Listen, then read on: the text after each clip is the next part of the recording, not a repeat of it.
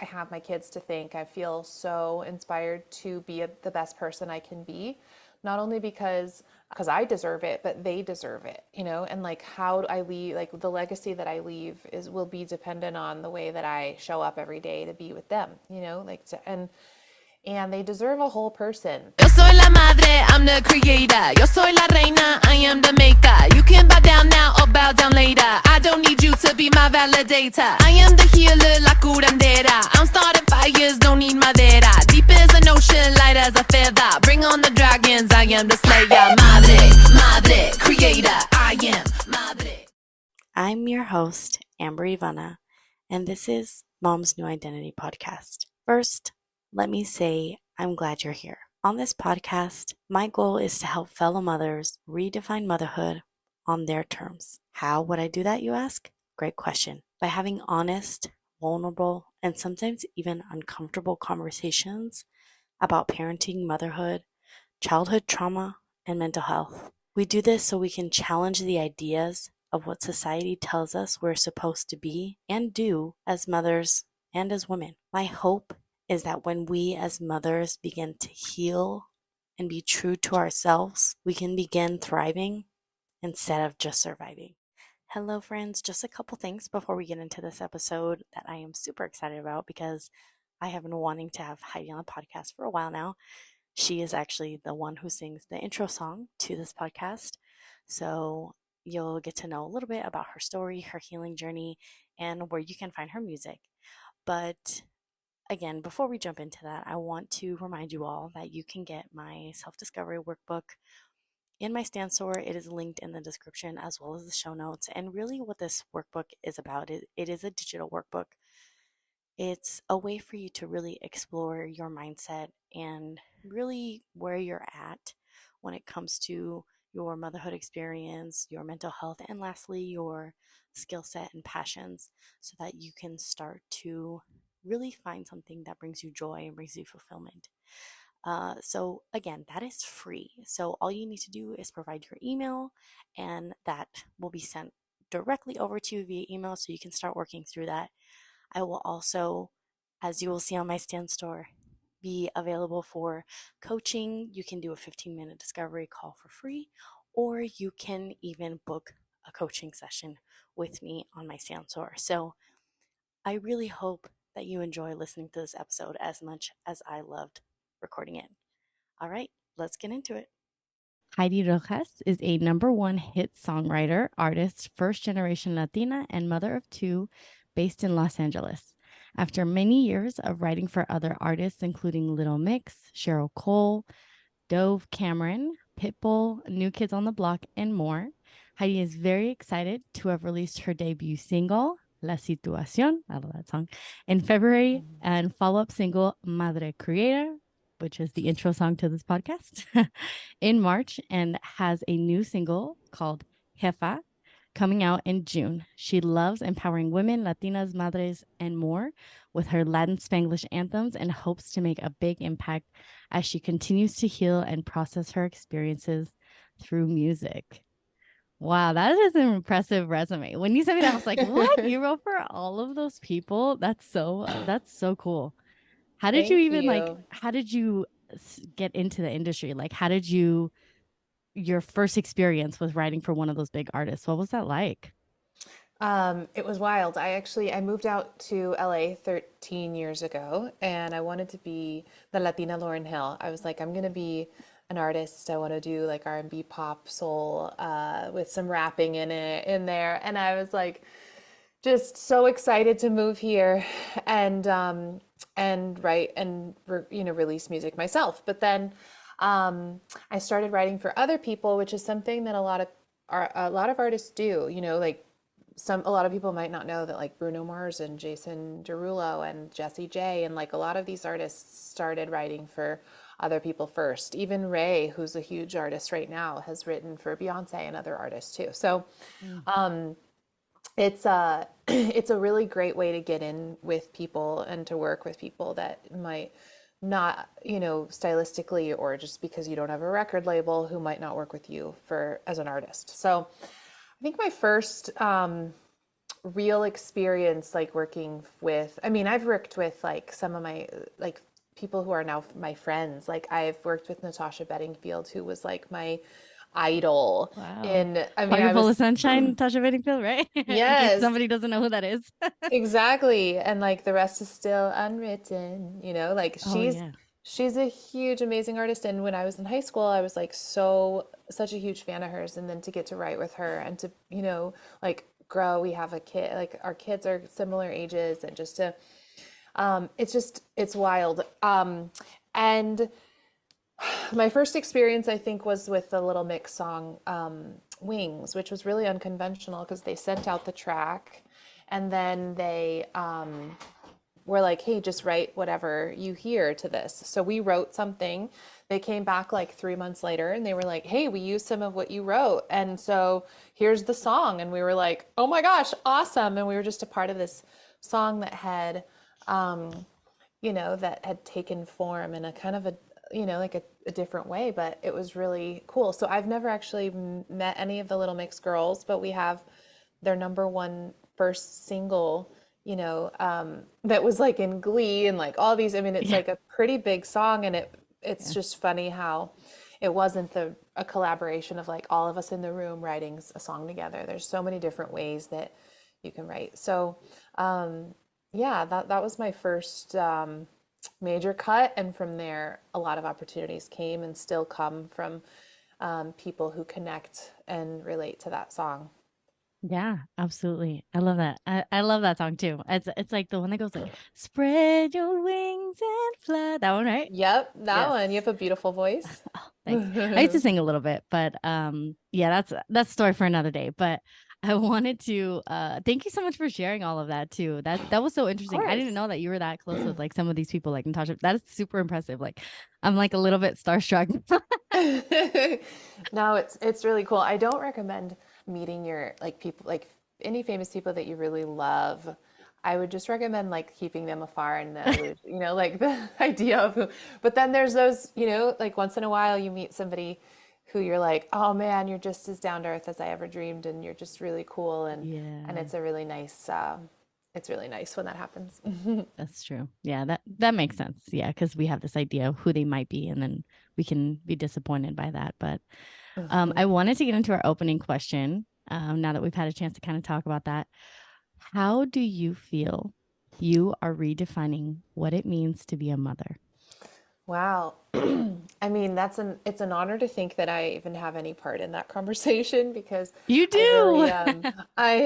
I'm honored. It's you know, figuring out motherhood is it's something that has changed me entirely as a human being. I feel like my DNA structure is just totally different. I'm a lot of the, you know, I'm versions of myself from you know, from the past, but I'm just this like really new kind of 2.0 person that I have my kids to thank. I feel so inspired to be the best person I can be, not only because you know, because I deserve it, but they deserve it, you know, and like how I leave, like the legacy that I leave will be dependent on the way that I show up every day to be with them, you know, like and they deserve a whole person, or at least somebody like chasing after that idea, you know. And so Yes. in redefining motherhood, I really feel like the best tool, the best way that I've really you know, connected with my identity and who I am as a human being and as a mother is just by like really unpacking and processing, which I started 10 years ago, seeing a therapist and processing my inner child, like, you know, all my childhood trauma, like all my, and like I had a really amazing childhood, but there's still stuff in there that I definitely needed to process and unpack. And so, you know, just cultural dynamics, you know, growing up first generation Latina and being bicultural and having, you know, that feeling of I'm, you know, too Latina for the white, you know, for the Americans, and I'm too American for Latinos, and just what that I told, the stories I told myself around that. I need to unpack that. I need to, you know, so that I'm not projecting my, you know, that stuff onto my kids. And because Mm. there's society is completely different now, and I can use that as a superpower now, and you know, and not feel insecure about something like that. So that's, I can tell you like setting boundaries and generational healing and guilt and shame, like working through so many of these things. And like I wrote a song about each one of those things, right? I And was just so gonna say, please tell me you I wrote a song because I can't wait to hear it. I did about each and every one of them. Yeah. And because it kind of felt like as I wrote the song, it was like closing the chapter of that like really unpacking moment. And then I can then start the healing process of really just letting the song kind of like melt into me and who I am. So anyway, the main thing that I have learned from unpacking and really healing through all of the past Heidi's experiences is to get rid of guilt and shame. Like mom guilt is so it's so toxic, and it's so prevalent because society is telling us how we should be. We have a lot of influencers and people who are showing us the only the brighter and beautiful and color like perfect side of motherhood, not the part where they have a whole team of people doing all this stuff for them, or where the tantrums are, or where any of that stuff. And so we just, when we start to compare ourselves and we don't measure up, is where we start telling ourselves stories that we are not doing good enough. And ultimately, the most healing and where my conversations with myself started to become very kind and compassionate were when I decided that I was going to strive for good enough. Like I am a good mom. I am, like every day I can go to bed being like, I did good today, because the basis, the bar is I kept them alive. I fed them and I showed them leadership. I guided them through life the best way that I was able to show up today. And I did good, and and so like that is like I just because I really believe that kids are going to be more well adjusted to life and balanced as human beings if they see their parents do good enough versus watching their parents strive and fail at perfection, because it's just simply unattainable. So like to like I'm constantly being like, oh, mommy made a mistake. Oh, see, I'm I love that. That's constantly great. showing, like that was an accident, but it's okay to make mistakes because I can, look, I'm gonna go say sorry, or I'm gonna clean it up, or I'm gonna. So anyway, all of that to say that I feel like for myself, I'm redefining motherhood by working through all my childhood stuff and then really allowing myself the grace to move into each day with hope and not with like shame from, all of my shortcomings. Right. And, I love the point that you made in the beginning when you were talking about going into therapy and saying that, I had a fairly good childhood, but there are still things that I needed to process.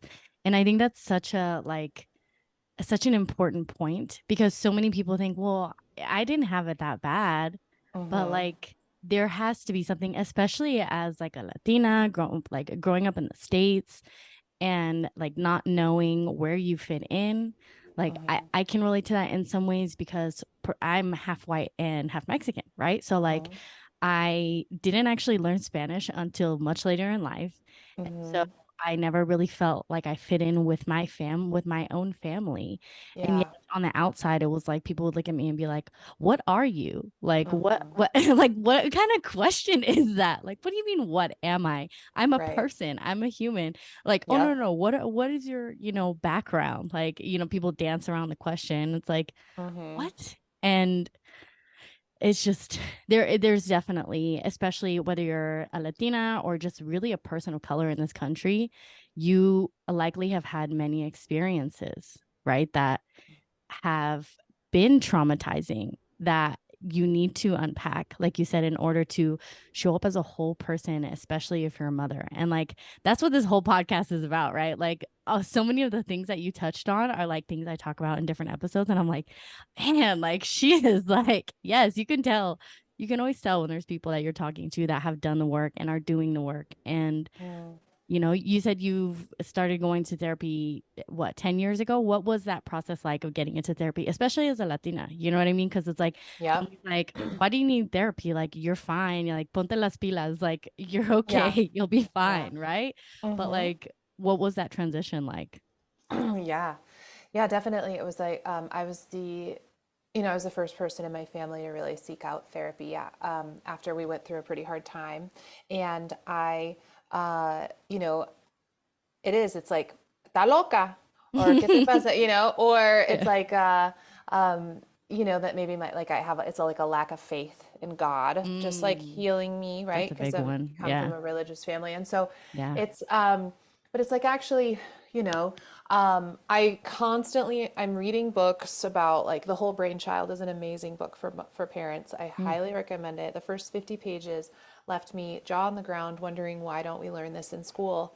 Like the way mm, that our brain works, just to sit with somebody who's objectively hearing me out and helping me understand why I reacted that way or why I thought that about myself, and how normal it is to just for to come up with those conclusions, because that's just how our brain is wired. And so, mm, and to show us how to then rewire with either new experiences that are more healthy, like safe and healthy, or by the communication, the way that we create space from how we react to things, mm, and take away how personal everything feels, and then have compassion instead for another person and be like, that's not about me. Being mm. able to just do that in and of itself is so healing, because not Yeah. everything is going to penetrate the surface of our skin, right? And our Yeah. heart. And so it's so for me, I was just like, I need to talk to somebody who can help me understand why I am the way that I am, because I did have an amazing, such a great childhood, but I still was like, my self talk was really, it wasn't kind, and Yeah. I wasn't setting myself up for success. And so, like in any area of my life, just because I was getting in my own way so much. So Mm. I just decided, my husband, we were dating, and he had been seeing a therapist for quite a while. And he's, American white guy from Northern California. Oh, there you I go. was like, I was like, is he and Latino? That's impressive. No. no, he was like, therapy's great. And I was just like, Awesome. okay, but what's wrong with you? And he's like, nothing. He does, he has a great relationship with his parents, but he Mm, really needed to, like, just an objective, like friends are great too, but it's just somebody who can really just be a more objective bouncing board, and has an expertise in the brain that can help to just clarify and help you understand yourself. And so, mm. yeah, I started and I got pretty addicted. I was going once a week, and now I really go like once a month or so, just to kind of just because I have her, like her voice and my voice have kind of become this like really strong voice in my head, where it's like, Mm. well, I think she would tell me this, and I'm really making choices for myself and helping myself understand, because of all of the training that she helped me do that with. So it's but I'm so grateful for the years and years and years of therapy, because there were things that I told her a year and a half into being in therapy that she was like, oh my gosh, why didn't you tell me this like Mm. a year and a half ago? Like we could have started with that, because like there was this like Mm. thing that I thought was just this minor detail that actually was like a full chapter in my story, that explained so many of the other chapters, that Mm. I hadn't thought was like that big of a deal. But she was like, oh my gosh, that's such a big deal. Right. Like That's that kind of makes sense. That ties it all together kind of It thing. ties it all together. So then once we Yeah. like, it's like diagnosing the problem when you've got all these symptoms, right? And you got to figure out what the root cause is.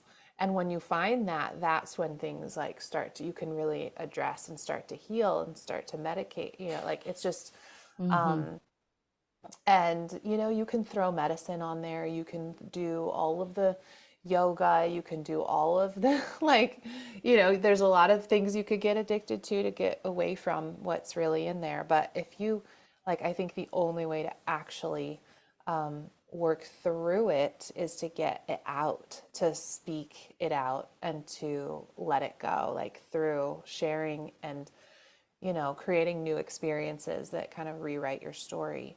And so, yeah, it's been amazing. Yeah. I mean, just like you're doing in your music, it's like I remember seeing a video of you on TikTok where you were singing, I think it was the words to La Situación, and it was a part where I'm the granddaughter of Rosa, and you're kind of like, and you're tearing up, and I just got chills and I just cried because I was like, Mm, that is healing, right? Like that's what it looks like. You process, you cry, you feel those feelings. Like yes, you don't just, like you said, like escape them with a new, you know, somewhat healthier method. It's like, yeah, you can those things are great. Like don't get me wrong, yoga, meditation, going out in mm-hmm, nature, but at the end of the day, you have totally. to face yourself. You have to face the darkest parts of yourself that bring you that shame and that guilt and that are holding you back. Like I cannot stress that enough, like Mm-hmm. Yeah, until you rid yourself of that, of shame and guilt, you're always going to feel like you're not good enough and you're always going to be in your way, like you said earlier, right? Like mm-hmm, it's so important. And so, totally. transitioning, just watching you kind of, I've seen you it looks like you've been really active on social media too. Like I see all of my For You page and you're doing lives and all of that stuff. That's so awesome. I definitely aspire to be there. I just sometimes I feel like in my shoes, I kind of get in my own way of like when it comes to content creation, right? And balancing that and my own goals and Mm-hmm. trying to stay on top of that. What would you say in your case has helped you to try and balance it so that you are still present with your kids, but also, you feel like you're showing up for, the people you're looking to inspire on social media and really just yourself, right? Like your mental health is still important. You don't want to burn out. Yes, So what has that totally. looked like for you? Yes, 100%. I think that for me as an artist, and so many people's, I think it's the way that we look at social media. It's and then the way that we see like ourselves first before going on social media, even for a second. We have to have a healthy relationship with ourselves. We have to be okay with like, I mean, I just turned 37 earlier this week, Oh, and yes, that's right. I Happy birthday. Happy yeah, belated birthday. thank you, thank you. And so I was like 35-year-old me would not have been able to do I what 36-year-old me started doing, which is just like Mm. putting myself out there, showing my vulnerability and making crazy, ridiculous videos of me dancing to my own songs, right? Like there's no way that 35-year-old me could have done it. But 36-year-old me was like, I think I've run out of F's to give, right? And I think I've just like, I need to, I believe in the message and I have to just get it out there. So it's kind Mm. of when like you got to get out of your own way in whatever thing it is. And it's not just like a wake up one morning and decide to do it. I think it really is like an inner healing of whatever it is that's standing in front of you, just putting yourself out there in a genuine, authentic way because the people's BS meters are very strong. And so you can Mm-hmm. very easily, like people will always see past like somebody who's just uncomfortable, who doesn't feel like safe, like safe in that environment. So that's number one is just like working through whatever roadblock it is to make you feel like you can show up for yourself confidently on screen. Cause then you'll be like, oh, my hair's out of, and it's like, Mm. oh, whatever, it's fine. You're not Right. going to Nobody just cares. like, no, you're not going to throw everything into your draft folder and never actually put anything out like I Yes. did when I was 35. Right. I am a one take wonder because I just put it out there. I'm like, oh, I have food in my teeth, whatever. It doesn't matter. Oh, my shirt has a huge stain on it. I don't care. I'm putting it out because it's like part of who I am. It's part of me. And Mm. so that's number one. And then number two is kind of trying to find a flow, which took me a little while. But like I take social media as like really, there's not that much more that I need to do aside from making the music. Mm. There's really not much more to do than to do social media, just because it's more important than a website. It's more important than doing uh, like shows and one-on-one is like super obviously valuable, but like building your community platform online is literally what will drive your business, right? Like, so if you look at it like, okay, instead of like, oh yeah, I have to do social media, like it's this thing that like we have to, oh, I just don't get to it. Like, I don't have time. Like, it's just so hard to make the time. It's like, actually, if we grab it and put it in front of ourselves as like the most important thing, and then everything else, it like kind of builds Revolves around around that. like around it. Mm-hmm. I think our time and our priorities will shift. And so then all of a sudden, instead of like market research or like any other little things on this, like that you'll make an hour's time for creating content or studying what other content creators are doing so that you could have an idea of what your audience might like. Stuff like that, because truly all the things that are around it on the side will come as you build your community, you know? Yes. I could sit around going, okay, what podcasts, like I want to be on podcasts, so I'm going to go reach out. But like I built my community on social media and now podcasts are reaching out to me. Yeah, Right. right. And so, Right here. right.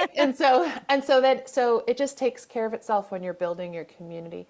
And so I committed at first, like 4 or 5 months ago, I got on social media and I was like, I'm going to post 3 times a day till I get to 10K. And then after 10K, I'll go like once or twice a day. But when I started doing once or twice, I was like, at this point, I had so much to say. I have a clearer idea of who I am. I have so many more songs. I know, my audience better. So now I'm like, well, I have so much to say and I'm faster at editing. So like sometimes I still post 3 times a day just because it's fun to connect in that way.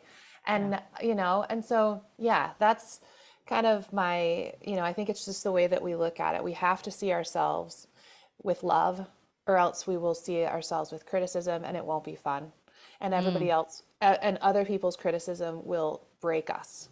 Whereas I get criticized, people say some crazy mean things and I just go, delete, and I just I say a little prayer for them because I can't imagine what they must be going through to be so like Rude to a stranger on the internet. I just can't even imagine the pain they're holding, and then I just release it.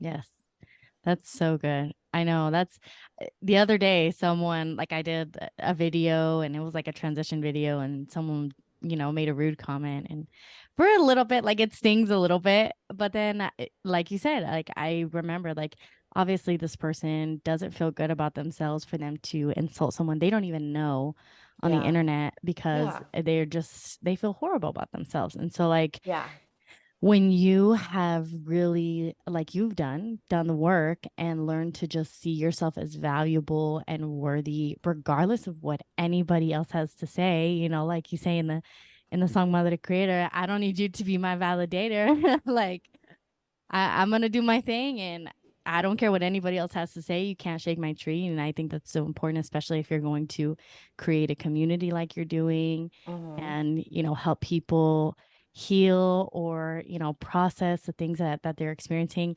I am so, so excited to hear more music from you. Like that little glimpse of that song that you're playing at you said it was your cousin's wedding?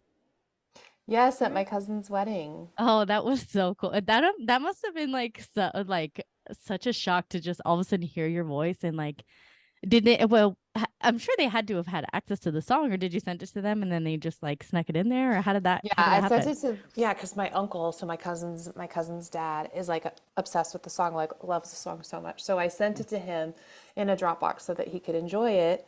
And then they put it on, like they gave it to the DJ to play.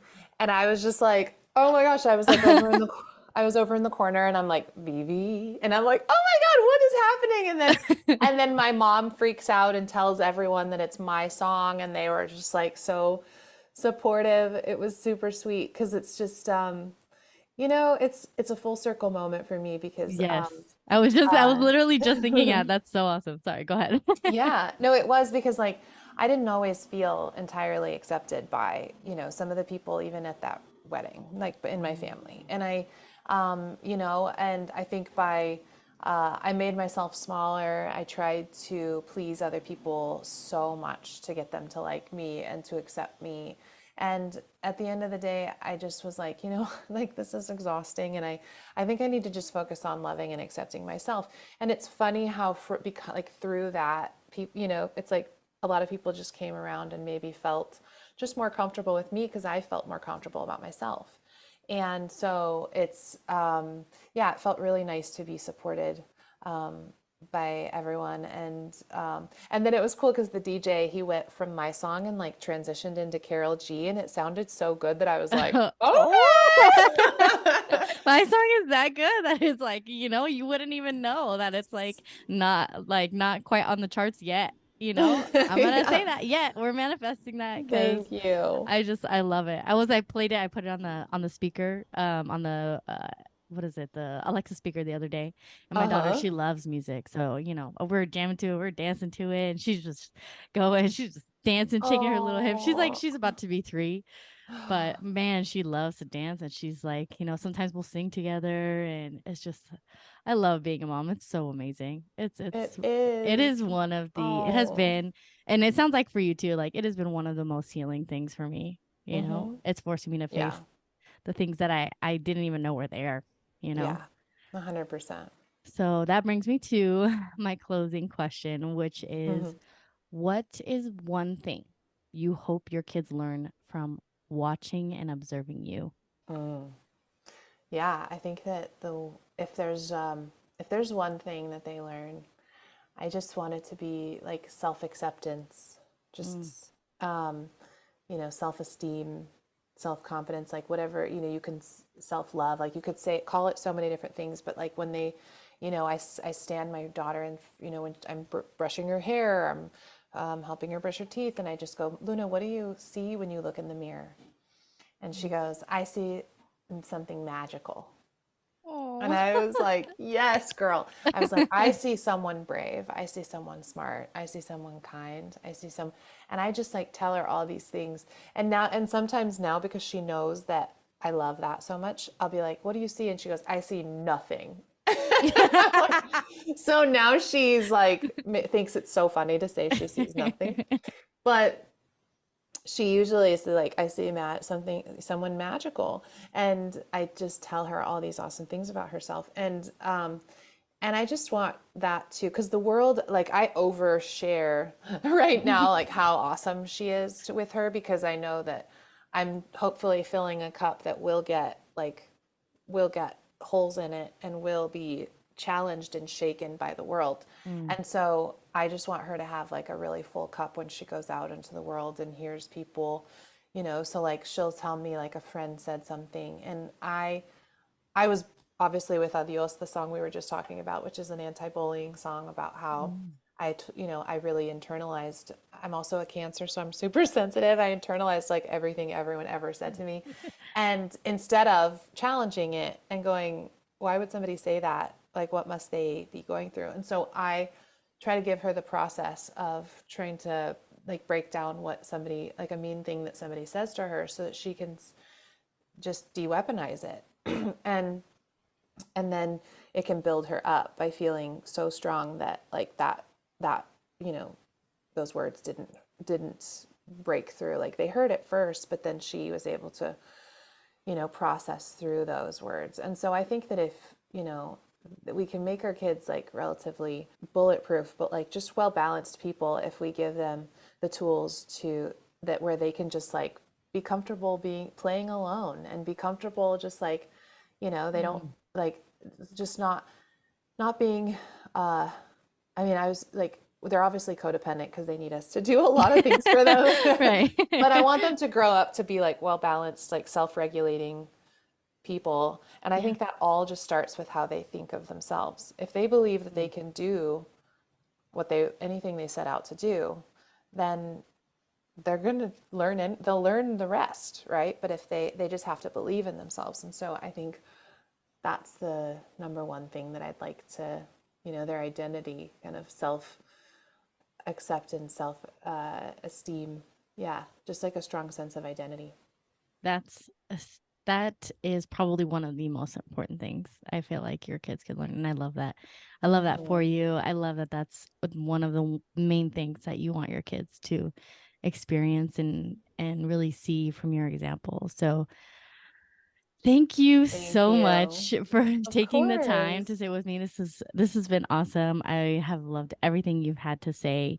But before we close it out, I want to make sure that we get some time to share with our listeners where we can find you. I know on TikTok, your link tree is in every single one of my episodes on the podcast, on the Oh, show notes, on the YouTube amazing. description. Yeah. So Thank you. trust me, guys, you will have no problems finding her links and everything. But just for, all intents and purposes, I guess you could say, I will Yes. let you take a minute to just kind of share where we can find you on socials and anything else you want to share.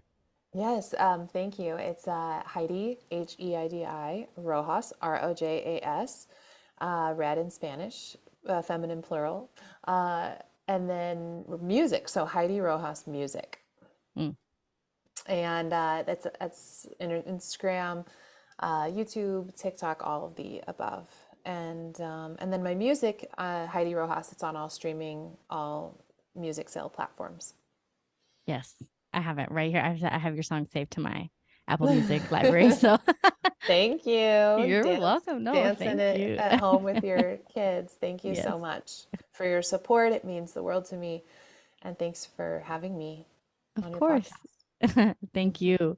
I'm sure we'll connect again soon on social media. But in the meantime, you have a great rest of your day. Thank you. You too. Mom's New Identity podcast is produced and edited by your host, Amber Ivana. Intro music, Madre Creator, is written and performed by Heidi Rojas of Heidi Rojas Music.